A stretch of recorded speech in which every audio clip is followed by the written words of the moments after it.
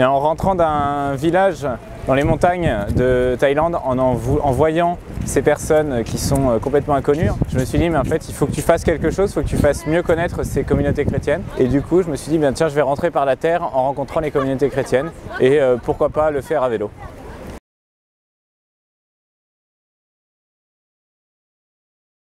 On connaît mal les chrétiens d'Asie et ça a été pour moi une grande joie de découvrir cette foi qui est très semblable, je pense, à ce qu'on pourrait voir comme christianisme du début du XXe siècle, basé sur une cellule familiale avec la place du prêtre, la place du curé du village qui est extrêmement importante. Je me suis vraiment senti presque comme à la maison, comme en France, lorsque j'étais au fin fond de la Thaïlande, dans les montagnes avec des missionnaires.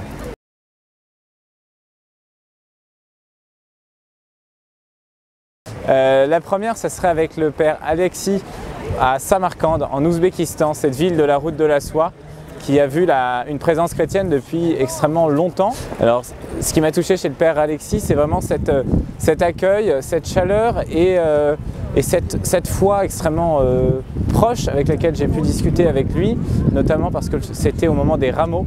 Et puis la seconde, ça serait celle avec le pape François à Saint-Pierre de Rome, au Vatican, le 21 novembre. C'était une manière de déposer toutes les intentions, toutes les prières de ces communautés chrétiennes rencontrées.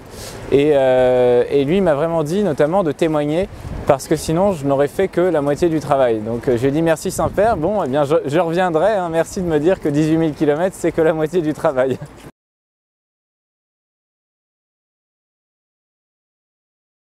À de nombreuses reprises, j'ai eu des moments où je me disais mais j'en ai marre, je veux arrêter, c'est vraiment pas du tout une bonne idée. Je pense notamment à la Chine, il faisait moins 30, moins 32 un matin en sortant de la tente.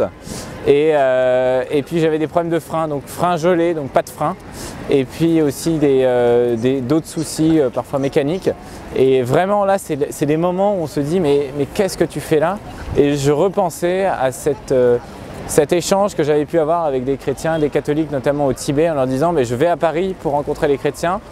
Et là je me suis dit mais tu ne peux pas abandonner, c'est pas possible, tu t'es engagé vis-à-vis de toi et vis-à-vis de toutes ces communautés chrétiennes déjà rencontrées. Du coup c'est pas possible de prendre un avion et de rentrer plus vite que prévu.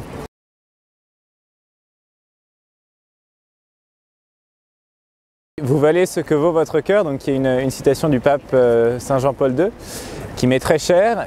Et pour moi, c'était de faire de mon mieux, d'aller vraiment au bout de moi-même avec tout ce que je pouvais mettre comme amour et comme volonté.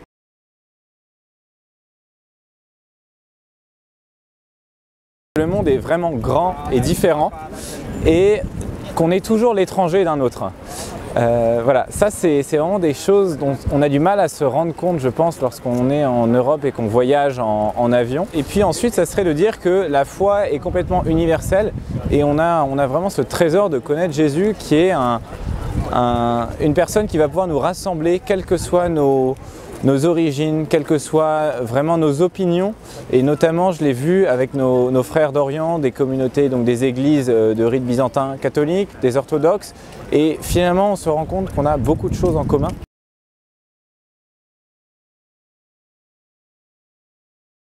Laissez le Christ vous guider parce que c'est en se dépouillant que l'on vit le mieux et Dieu pourvoit toujours. Donc arrêtez de vous poser des questions et partez et vous verrez, la vie est belle.